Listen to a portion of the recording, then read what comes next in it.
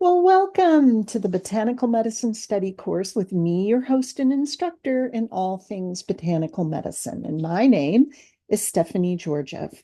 Thank you so much for spending your valuable time with me and continuing in our theme of both winter and heart health. We will be exploring a delicious and healing plant for this week's Herb of the Week. Because February is Heart Health Month, and one of the most significant things you can do to make your heart healthy is to eat nutritious food. Luckily, nature provides us delicious foods to enhance our entire cardiovascular system. One of the more exotic and amazing plants offered to help our hearts, among other things, is the beautiful pomegranate. This is an ancient plant found in numerous Asian and Middle Eastern traditions and cuisines, and the fruit has much to give us in terms of diet, nutrition, and medicine. Now, the pomegranate, which is known by the Latin term, is called Punica granatum. It's a fruit-bearing deciduous shrub in the family of Lythraceae, and it grows between 5 and 10 meters or 16 and 33 feet tall, rich in both symbolism and mythological traditions in lots of cultures. It is thought to have originated from Afghanistan and Iran before being introduced and exported to other parts of Asia, Africa, and Europe.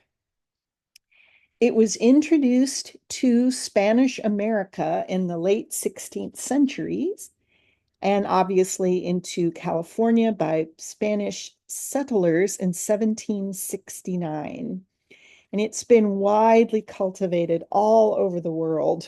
Some sources say there's about, I don't know, 100 to 200 cultivars. You have black pomegranates and all kinds of different things. So this is a very prolific plant that is involved in many, many traditions, from Arabic to Asian to European. Now, the fruit is the thing we're most familiar with, and this is it has a red purple hard uh, peel, which is called a pericarp, and all that white stuff inside is called a mesocarp. And this is where the seeds attach. And if you ever try to eat a pomegranate or cut it, you know what I'm talking about. Um, these are really, it's an amazing plant. Pomegranate seeds are characterized by having thick, fleshy seed coats, and you can get anywhere from 200 to 1,400 seeds in a pomegranate. And I always want to talk to the people that count these things. I think that's amazing. Now, the pomegranate is regarded by Chinese as a symbol of having many descendants. This is a fruit that is given to a couple at their wedding and also their guests. In the Chinese Chaoshan culture, pomegranate flowers are considered very auspicious and they help ward off evil spirits. Now, for those of you who are more familiar with Greek mythology, Persephone, she was the queen of the underworld, the daughter of Zeus and Demeter. And she was kind of tricked into the underworld by Hades, and her mother had a fit and shut down everything. And then finally, the gods are like, okay, Hades, you need to let Persephone come up because we need fruits and all sorts of things. But Hades got Persephone to eat a couple pomegranate seeds, which meant that she had to return to the underground for half of the year. Now, something I thought was interesting is pomegranates are often planted in Buddhist temples. So there's just some interesting lore regarding pomegranates. Now, the medicinal actions, there are lots of uses of the pomegranates in many different traditions. I'm only going to look at Western as well as traditional Chinese, but know that this is popular in Arabic medicine as well as Ayurvedic. I'm just not as familiar with those traditions as I am traditional. Chinese medicine.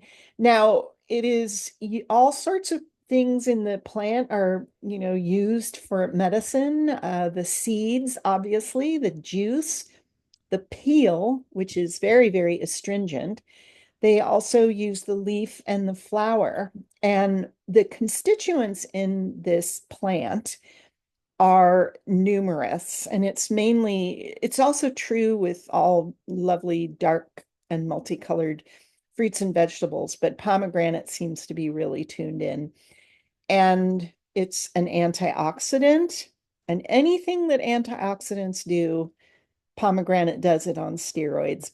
Pardon the pun. It has anti-inflammatory properties. It's also antiviral, antimicrobial, anti-obesity. It helps even out blood sugar. And there's some interesting studies that say that this helps prevent both cancer and the formation of tumors.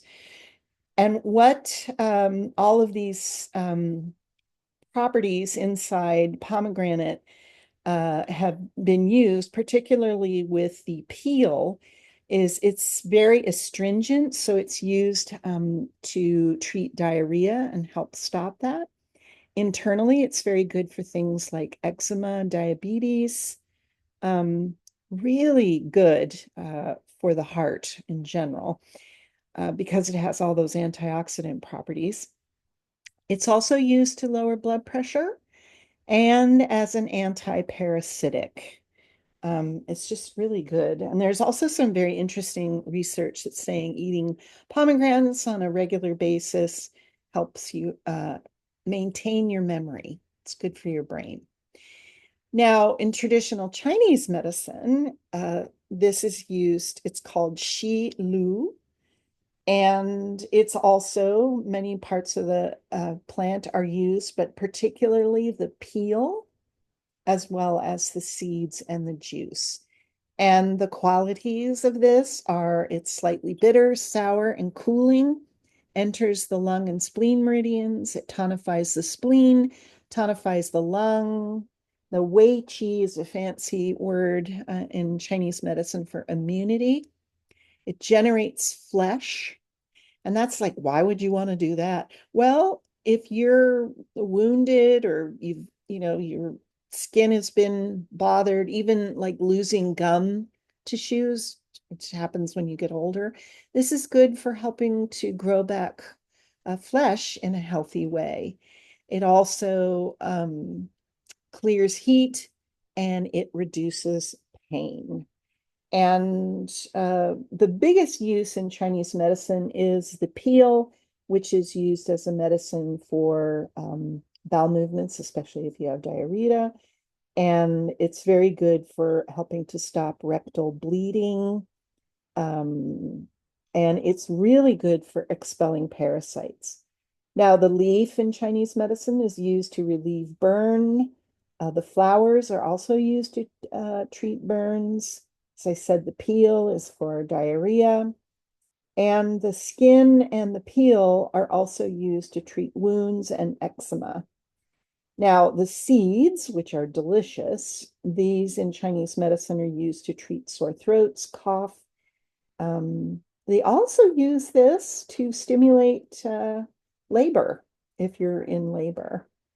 And the juice is just really good for you all over the place.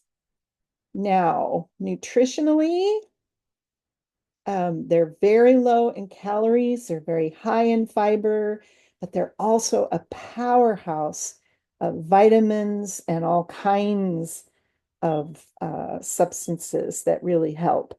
And all of these things help prevent cancer, help the heart, um, all sorts of things. And the reason that slide was so brief is the things that help it be so good for all those things in terms of nutrition are really the chemical constituents. And the big ones are the anthocyanins as well as the eglitannins. Okay. And this agalic acid is the magic elixir found in pomegranates as well as berries, raspberries, blueberries, boysenberries, et cetera, et cetera. And that is the powerful anti-cancer ingredient, as well as the anthocyanins. And it's just really, all of this is just super good for you. Um, there's no downside to all of this. Now, how do you take this wonderful substance? There's all kinds of ways. In my opinion, it's best to eat the fruit, the whole fruit, because you get the benefits of the fiber in the seeds.